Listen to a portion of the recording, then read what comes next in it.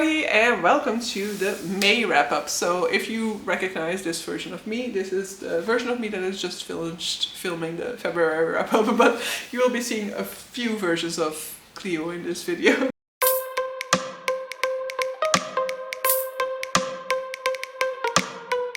So I just finished my first book. Well, no, I didn't just finish. So I finished my first book for the month a few days ago.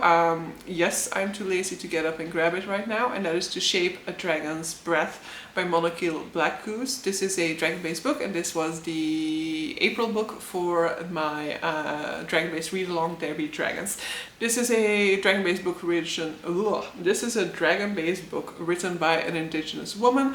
This also very much focuses on the intersection or the meeting of two cultures, of native cultures with colonial culture. So in this barely veiled version of the exact same world that we are inhabiting, we have these native populations that have definitely been under threat from colonizing forces. They basically have some sort of a peace treaty, but it's definitely not a really great deal, and definitely they are drawing the short end there.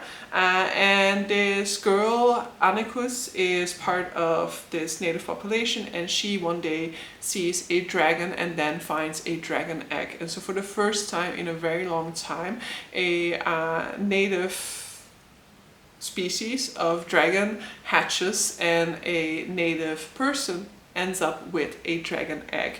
And so due to circumstances, she ends up deciding that she needs to be trained at this dragon academy, because all of the knowledge that the indigenous population had about dragons has been lost to time, because no dragon has been hatched recently anymore. And so she has to go to this dragon academy to learn to control this dragon's breath, because otherwise the dragon is a danger to the people in her surroundings. So she ends up in basically the lair of the beast, because she's surrounded by all of these people who don't really understand her way of life and who have very prejudiced views about her people, and you know what it is to be civilized. And so a lot of this is going to deal with very overt racism, but also some with some more veiled and some internalized ableism as well. What I really enjoyed about this book is that, you know, our protagonist Annikus is very firm and rooted in who she is as a person, and is not wavered by the opinions of others, and doesn't buy into the opinions of others, and isn't afraid to stand up for herself and to you know, stand firm as an indigenous woman and be like, you know, the way you're talking to me is not okay. You know, she is not cowed by her situation, by her surroundings. She is definitely somebody who isn't afraid to speak up for herself and to claim her place. So this energy I really appreciated a lot within this book. Another thing that I really like about this is basically sort of like magic school setting. It has very big sort of like Harry Potter vibes in terms of, you know, like going to classes, making friends in a new surroundings, getting to know the professors, the subject matter and stuff like that. But the one thing that I will say that for me didn't really work is sort of like the tone of the book. I went into this expecting this to be much more sort of like of an epic novel, whereas I feel like it leans much more into the cozy side of fantasy, not in its subject matter, of course. You know, it's very much dealing with racism, colonialism, so it's not a cozy subject at all, but it also didn't have these sort of like huge plot moments in which like the stakes cannot be higher. It doesn't have these huge moments in which, you know, like there's the possibility for everybody around her to be killed in some sort of a massive battle or anything like that. The plot stayed much more low scales throughout, and I, having anticipated something else going into it, felt myself getting a little bit impatient with the book towards the end, kind of feeling like I'd gone through what I needed with this book, and its subject matter that it was addressing. It addressed to a decent enough extent, and I felt like it's time for it to be over. And you know, I still had like 100 pages or so to go through at that point in time. So there was just something about the tone and me not going into the book expecting this that made the book kind of fizzle out for me, whereas what I enjoy is to end on a high. You know, I like a book that builds, and then that satisfactory end sequence is what kind of is the highlight of the book then in the end. And whereas here I feel like the book kind of stayed on the same level most of the time, which isn't to say that there isn't some sort of a plot escalation towards the end, but it didn't really feel like that in terms of its execution to me in any case. So I did still enjoy it. I definitely think it has great representation, not just for you know, indigenous cultures, but definitely also representations of queerness, different identities, but it just ultimately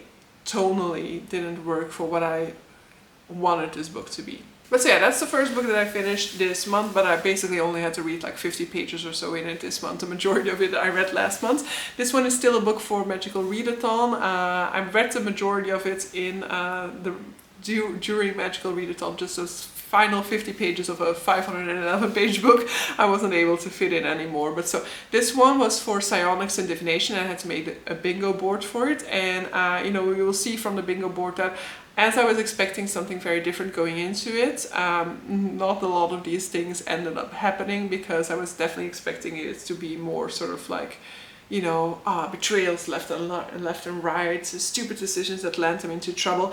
And where there are definitely cases in which this character lands into trouble, it isn't stupid decisions, it is standing up for herself in a society that believes that she has no right to stand up for herself, because that believes that she's in the wrong about, you know, her culture and, you know, the word of her culture.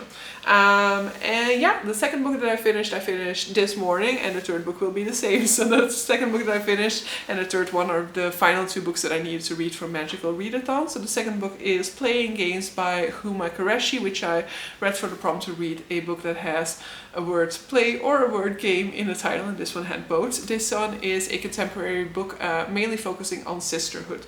We follow two sisters, Hannah and Mira, who basically they lost their mother at a young age in time, and at this point in time Hannah is kind of like the success story. She has a loving husband, she has a high-paying job in a law firm, but what she is now ready to do is she's ready to now move on to the next stage of her life and try for a baby. However, she isn't entirely sure where Samir, her husband, stands on this, and tensions between Samir and Hannah will be building throughout the book. Mira, on the other hand, is somebody who's going into the creative field. She wants to become a playwright.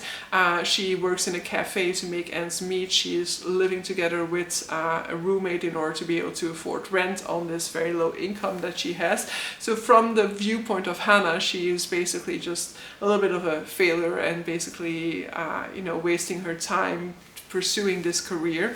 And then Mira one night overhears a discussion between Samir and Hannah, and one of the phrases that Hannah says really sparks creativity in her and makes her want to write a play based on that sentence. But then of course to her a lot of hesitation comes in the idea of, is it okay to take inspiration from her family, from the people around her? Is it okay to use what she has overheard her sister say in a private conversation between her and her husband as inspiration for a play that she would publicly put out there?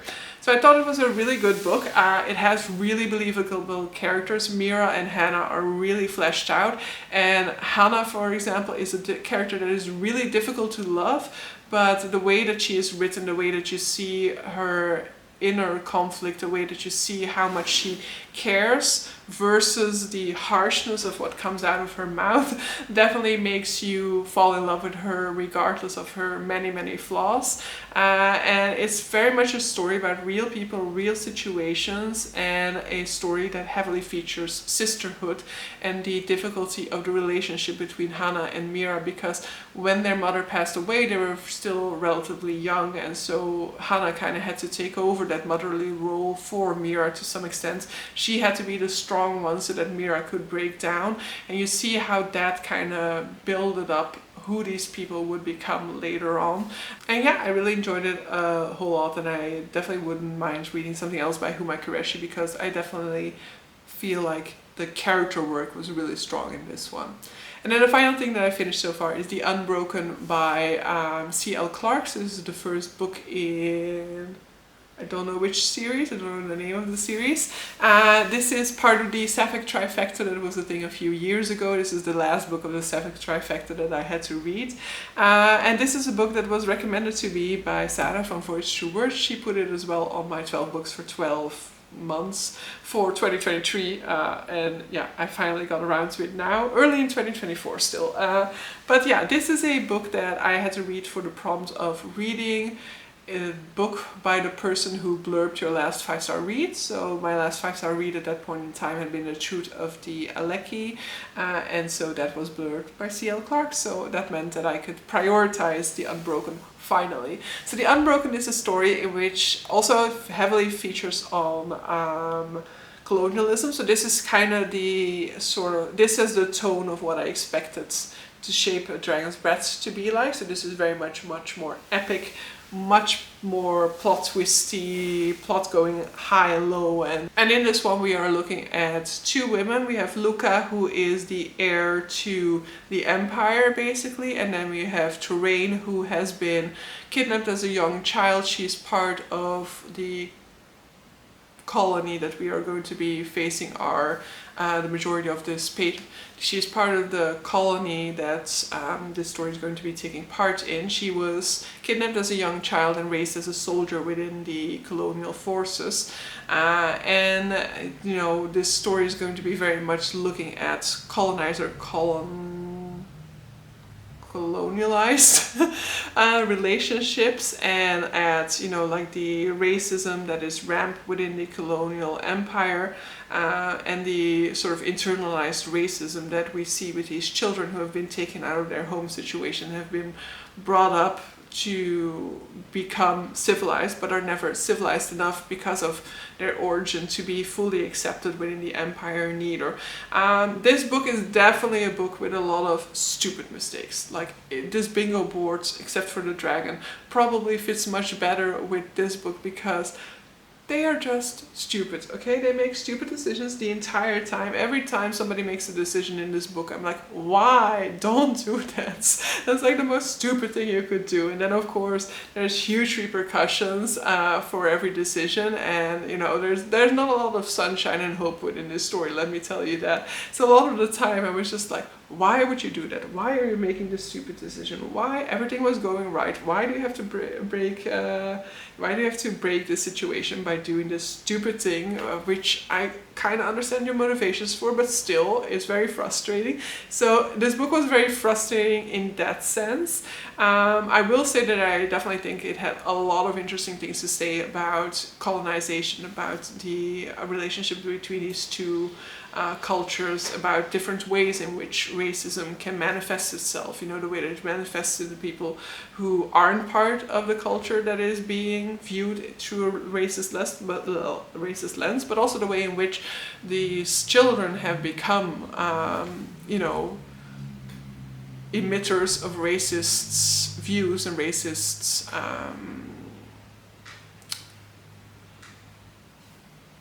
utterances, because they've been indoctrinated in a certain way from a young age onwards.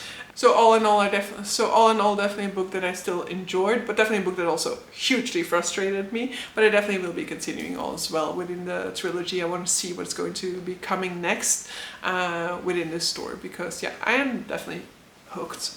But so yeah, that is what I've read so far. I'm currently out of current reads, so we can finally start my May TBR. So it is like 20th of May and I only have 2 more books to talk to you guys about. This month is not going well because I am completely sucked back into Elden Ring, so somebody tell me how to stop. Because otherwise this is just going to be an Elden Ring month, and yeah, I would say that is okay if it weren't for the fact that I still have like 2/3 of this way to go, of this game to go at the very least. So we still have a lot of gameplay to do, so I need to get over this obsession that I currently have with it again, so that, you know, I can also keep on reading some stuff and watching some movies. But yeah, so the 2 other books that I finished is basically my April TBR, is basically my magical readathon TBR. So I finished Playing Games by Huma Qureshi. That's how far I am at this point in time. I will be finishing, hopefully today, still another book for my, like the first one that is officially on my May TBR then. So don't expect much from my May TBR, clearly, because we have like, what, 11 days to go. And in those 11 days, I do have to take 2 exams for Spanish and go to an info session for the elections. So that's already 3 evenings in which I will have not as much time as I would like to for reading, and let's face it, majority of the other time will go to Elden Ring. So I did finish Sunbringer by Hannah Kaner. So this is a sequel to the God Killer, and I'm trying to think of the title, Fallen Gods or something like that, I think is a series title. But so this is a series in which we're following a God Killer who had basically an encounter with a god where people tried to sacrifice her to a god when she was young. She survived it, however her entire family was killed in the incident, and she is also disabled as a consequence. And she has dedicated her life to tracking down gods and kind of killing them, basically meaning kind of like breaking their altar and stuff like that, which would then like weaken them, and then potentially they will never come back. However, you know, the fate of people can keep them alive and can kind of bring them back to life and kind of strengthen them again over time.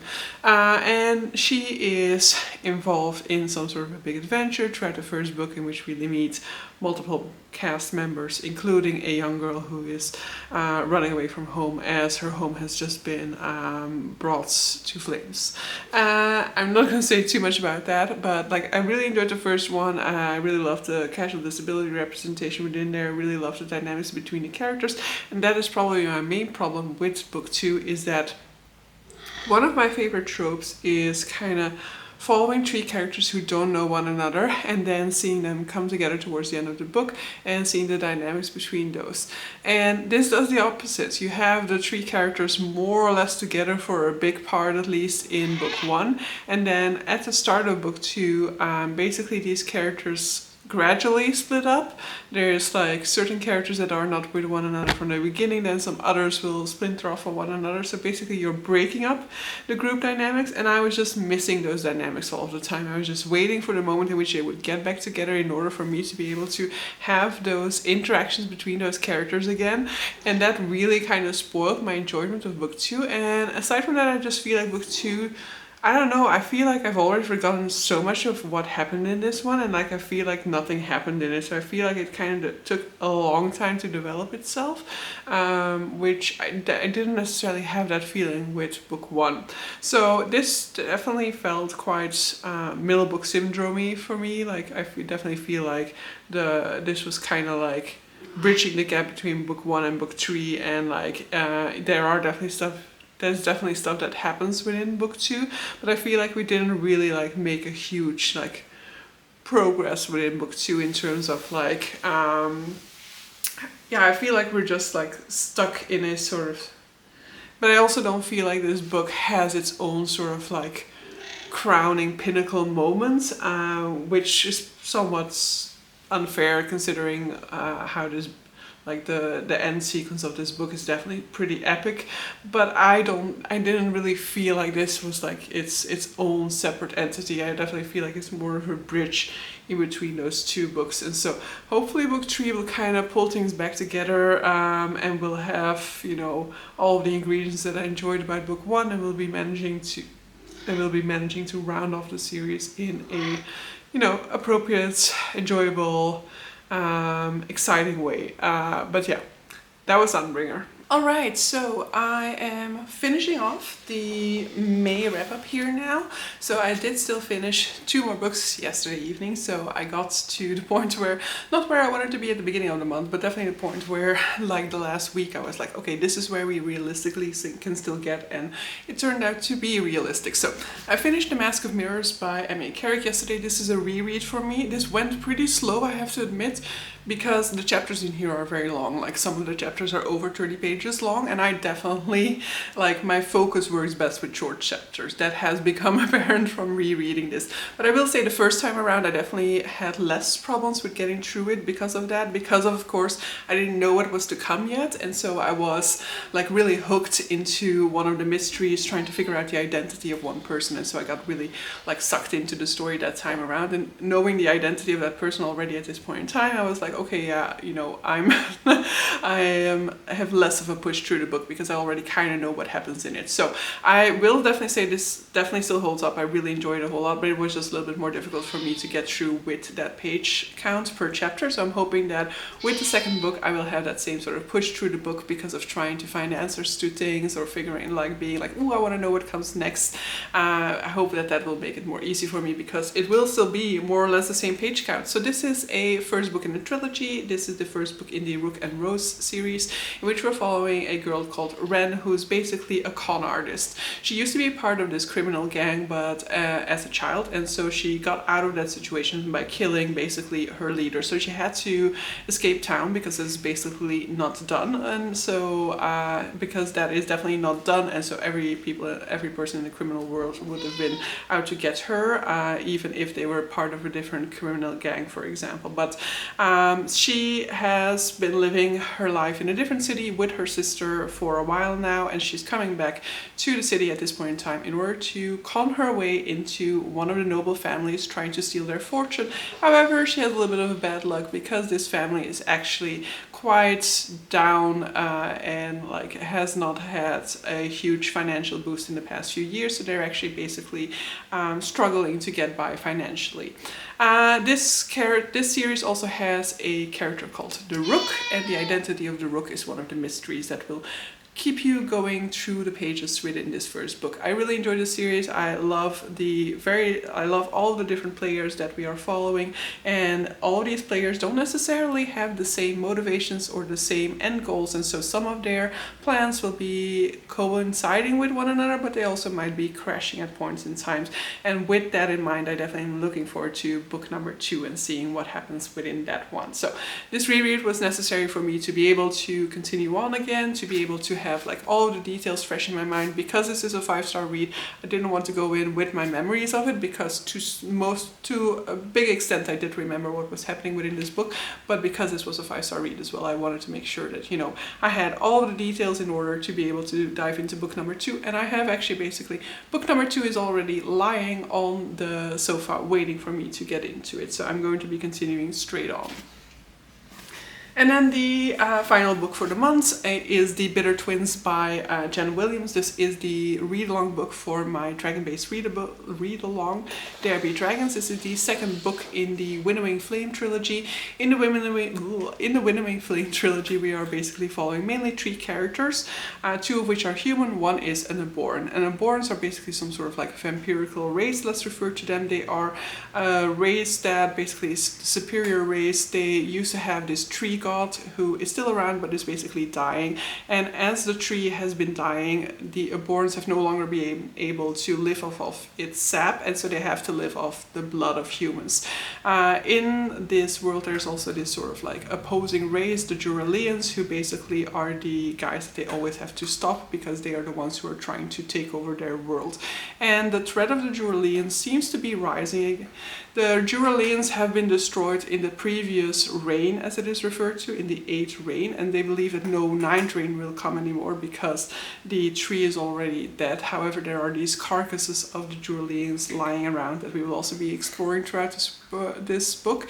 It is very much a sort of like mix between fantasy and sci-fi as a consequence. The Juralians definitely feel very sci-fi to me. They have these sort of like spacecrafts type of things. And we're following 3 characters within this world. One is an Aboran who's basically dealing with the depression of his race, dying out and just trying to get by. He is recruited by a human called Vintage, who is very much a scholar trying to figure out what happened to the Juralians, what happened to the Aborans. And then the third one is a girl called Noon, who is basically a agent of what is referred to as the Winnow, is basically kept in a place called the Winnowy, a place that heavily controls women and their powers.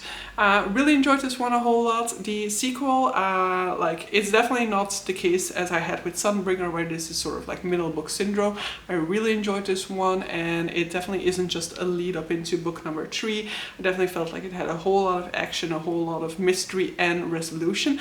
And the themes within this one also really worked for me, because I feel like this one very heavily explores the idea of science and its boundaries and its ethical limitations. We very much have different players who dabble in science, who dabble in sort of like research, exploration, scientific discovery, and we have difficult ethics involved in that. We have people who definitely are crossing the boundaries of what is morally right in the pursuit of scientific knowledge, and so that seems to be one of the themes that is very much prevalent within this book, and which I definitely enjoyed a whole lot while reading this book.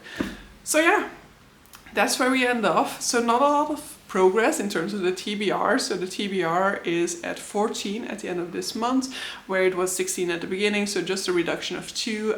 Ultimately, most of the books that I ended up reading this month did not serve my TBR 0 project. I was basically just not reading enough. I think I've like almost 800 pages short of my like 100 page per day goal, which is definitely that definitely results in this TBR 0 project not really being pursued this month, because I had a lot of sort of like buddy reads and stuff like that of books that did not contribute to my TBR reduction. And so yeah, next month will be a very different game. Next month I will have a lot of times to focus on the TBR, so hopefully next month we will get it down a little bit further. But so yeah, with that I'm gonna end this video. Hope you guys enjoyed it, and see you guys for the next one. Bye!